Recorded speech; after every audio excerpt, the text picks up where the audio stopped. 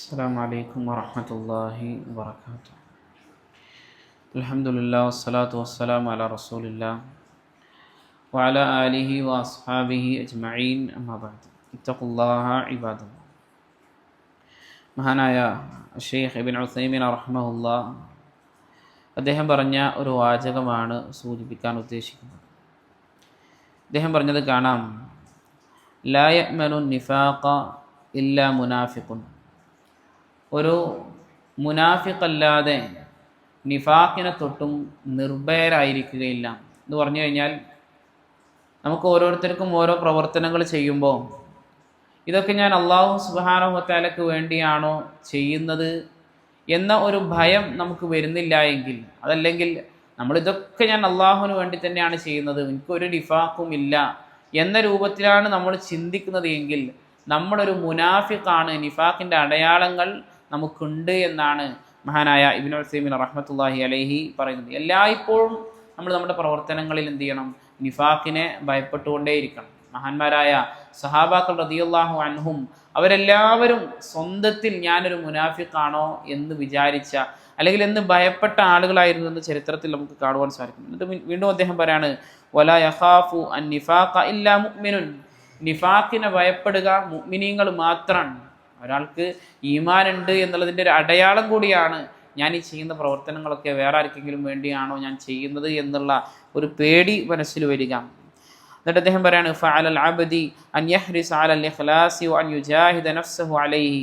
അവന് ഒരടിമ ഏറ്റവും കൂടുതൽ ഹിർസ് കാണിക്കേണ്ടത്, താല്പര്യം കാണിക്കേണ്ടത് അവൻ്റെ നീയത്ത് ശരിയാക്കാനും അവൻ്റെ നഫ്സിനോട് അങ്ങേയറ്റം ജിഹാദ് ചെയ്തുകൊണ്ട് അവൻ എന്ത് ചെയ്യുക? അവൻ്റെ നീയത്തിനെ നന്നാക്കാൻ വേണ്ടി ശ്രദ്ധിക്കണം. ചില സലഫുകൾ, മുൻഗാമികളായ സലഫുകൾ പറയുന്നത് അദ്ദേഹം പറയാണ്, മജാഹത്തു നഫ്സി അലാ ഷൈഇൻ മജാഹത്തുഹാ അലൽ ഇഖ്ലാസ്. ഇഖ്ലാസിന് വേണ്ടി ഞാൻ പരിശ്രമിച്ചതുപോലെ, ഇഖ്ലാസ് ഉണ്ടാകാൻ വേണ്ടി ഞാൻ ത്യാഗം ചെയ്തതുപോലെ മറ്റൊന്നിനു വേണ്ടിയും ഞാൻ ത്യാഗം ചെയ്തിട്ടില്ല എന്ന് മുൻഗാമികൾ പറയുമായിരുന്നു എന്നൊക്കെ അദ്ദേഹം പറഞ്ഞു വെക്കുന്നതായി കൊണ്ട് കാണുവാൻ സാധിക്കുന്നു. മുൻഗാമികളിൽപ്പെട്ട ഒരാളോട് ചോദിക്കുകയുണ്ടായി, എന്താണ് ഇഖ്ലാസ് എന്ന് വളരെ ചുരുങ്ങിക്കൊണ്ട് പറയുകയാണെങ്കിൽ എന്താണ് അങ്ങനെ മനസ്സിലാക്കുക എന്ന് ചോദിച്ചപ്പോൾ അദ്ദേഹം പറഞ്ഞു, അൻ തക്തുമ ഹസനാതിക കമാ തക്തുമു സയ്യിആതിക. എങ്ങനെയാണോ നീ നിൻ്റെ തിന്മകൾ, നമ്മൾ ഇന്നൊരു തിന്മ വന്നാൽ എങ്ങനെയാണോ നമ്മളത് മറച്ചു വെക്കാൻ ശ്രമിക്കുക, അതുപോലെ നിൻ്റെ ഹസനാത്തുകൾ, നിൻ്റെ നന്മയായ കർമ്മങ്ങളൊക്കെ നീ മറച്ചു വെക്കാൻ വേണ്ടി ശ്രമിക്കുക എന്ന് അദ്ദേഹം മറുപടി കൊടുത്തത് കാണാൻ കഴിയും. നമുക്കറിയാം, നമ്മുടെ ജീവിതത്തിൽ നമ്മളൊരു കറാഹത്ത് ചെയ്താൽ, ഉദാഹരണം പറയുകയാണെങ്കിൽ പള്ളിയിൽ നിന്ന് ഇറങ്ങുമ്പോൾ ഇടതുകാല് വെച്ചിട്ട് ഇറങ്ങണം, അത് നമ്മൾ വലതുകാല് വെച്ചിട്ട് അറിയാതെ നമ്മൾ ഇറങ്ങിപ്പോയാൽ ഇത് വേറെ ആരെങ്കിലും കണ്ടിക്കണോ അല്ലെങ്കിൽ കണ്ടിട്ട് നമ്മളോട് ചോദിക്കുമ്പോൾ നമുക്കൊരു മാനസിക പ്രയാസം ഉണ്ടാവും. അപ്പോൾ നമ്മൾ അതുപോലും എന്ത് ചെയ്യും? ഒരു കറാഹത്തായ ഒരു കാര്യം പോലും നമ്മൾ എന്ത് ചെയ്യും?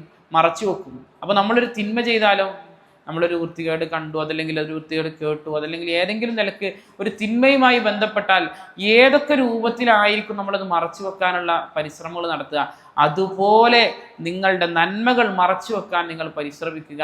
അതാണ് ഇഖ്ലാസിന് ഒറ്റവാചകത്തിൽ പറയുകയാണെങ്കിൽ എന്ന് മുൻഗാമികൾ പറഞ്ഞതായിക്കൊണ്ടൊക്കെ കാണുവാൻ സാധിക്കും. അള്ളാഹു സുബ്ഹാനഹു വ തആല നമ്മുടെ പ്രവർത്തനങ്ങളിൽ അള്ളാഹു പരിപൂർണമായ ഇഖ്ലാസ് പ്രദാനം ചെയ്യുമാറാകട്ടെ. റബ്ബനാ തഖബ്ബൽ മിന്നാ ഇന്നക അൻതസ് സമീഉൽ അലീം വതുബ് അലൈനാ ഇന്നക അൻതത് തവ്വാബുർ റഹീം. സുബ്ഹാനകല്ലാഹുമ്മ വബിഹംദിക അശ്ഹദു അൻ ലാ ഇലാഹ ഇല്ലാ അൻത അസ്തഗ്ഫിറുക വഅതൂബു ഇലൈക്. അസ്സലാമു അലൈക്കും വറഹ്മത്തുള്ളാഹി വബറകാതുഹു.